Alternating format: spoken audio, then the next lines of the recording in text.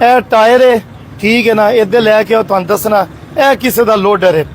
ਪਤਾ ਨਹੀਂ ਕੌਣ ਇੱਥੇ ਖਲਵਾ ਗਿਆ, 2 ਦਿਨ ਦਾ ਖੜਾ ਹੈ, ਮੈਨੂੰ ਨਹੀਂ ਪਤਾ, ਲੇਕਿਨ ਇਹ ਟੁੱਟਾ ਹੈ ਕਿਸੇ ਦਾ ਨਾ। ਅੱਛਾ ਜੀ, ਇਹਨੂੰ ਮੈਂ ਬਾਵੇ ਯਾਰਾਂ ਦੇ ਜ਼ਿੰਮੇ ਲਾ ਦਿੱਤਾ, ਵਿਦਿਨ 1 ਆਵਰ ਇਹ ਜੜਵਾ ਕੇ ਲੈ ਕੇ ਆਉਂਦਾ। ਯਾਰ ਇਹ ਵੀਡੀਓ ਸ਼ੇਅਰ ਕਰੋ, ਇਹ ਕਿਸ ਵਿਚਾਰੇ ਦਾ ਹੈ, ਆ ਕੇ ਲੈ ਜਾਵੇ, ਠੀਕ ਹੈ ਨਾ।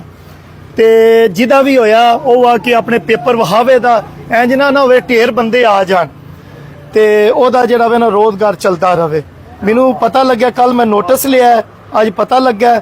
ਦਸਤੀ ਭੱਟ ਸਾਹਿਬ, ਗੱਲ ਸੁਣੋ ਨਾ, ਇੱਥੇ ਆਓ ਜੀ, ਤੁਸੀਂ ਇਹ ਲੈ ਜਾਓ, ਤੁਸੀਂ ਵਿੱਚ ਰੱਖੋ ਬਾਬਾ ਜੀ, ਇਹਨੂੰ ਫੜੋ, ਇੱਥੇ ਹੈ ਵੇ ਕੋਈ ਸਟੇਸ਼ਨ ਤੇ ਜੀ ਹਾਂ, ਇਹਨੂੰ ਜੜਵਾ ਕੇ ਕਲੀਅਰ ਕਰਕੇ, ਕੋਈ ਕੰਜੂਸੀ ਨਹੀਂ ਕਰਨੀ।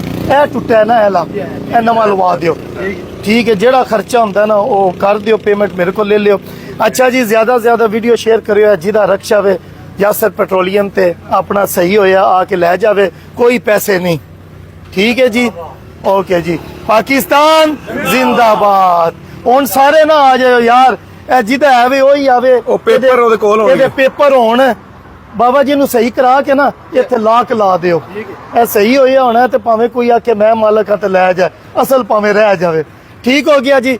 ਇੰਜ ਯਾਰ ਕਿਧਰੇ ਕੋਈ ਚੀਜ਼ ਤੁਹਾਡੀ ਟੁੱਟ ਜਾਏ ਨਾ, ਤੁਸੀਂ ਖਲਵਾਉਂਦੇ ਹੋ ਨਾ, ਤੇ ਪੰਪ ਤੇ ਮੈਨੇਜਰ ਨੂੰ ਜਾਂ ਕਿਸੇ ਨੂੰ ਇਤਲਾਹ ਜ਼ਰੂਰ ਦੇ ਦਿਆ ਕਰੋ, ਤਾਂ ਕਿ ਸਾਨੂੰ ਪਤਾ ਹੋਵੇ। ਸਾਨੂੰ ਪਤਾ ਕੋਈ ਨਹੀਂ, ਲੇਕਿਨ ਹੈ ਕਿਸੇ ਦਾ, ਸ਼ਾਇਦ ਉਹਦੇ ਕੋਲ ਗੁੰਜਾਇਸ਼ ਨਹੀਂ, ਉਹ ਜੁੜਵਾ ਨਹੀਂ ਸਕਿਆ। ਇਹ ਜੀ ਘੰਟੇ ਵਿੱਚ ਠੀਕ ਹੋ ਜਾਏਗਾ ਜੀ। ਸੋਸ਼ਲ ਮੀਡੀਆ ਦਾ ਦੌਰ ਹੈ, ਇਹ ਵੀਡੀਓ ਉਹਦੇ ਤੱਕ ਪਹੁੰਚ ਜਾਏਗੀ ਤੇ ਆ ਕੇ ਉਹ ਆਪਣਾ ਲੈ ਜਾਏਗਾ। ਪਾਕਿਸਤਾਨ ਜ਼ਿੰਦਾਬਾਦ।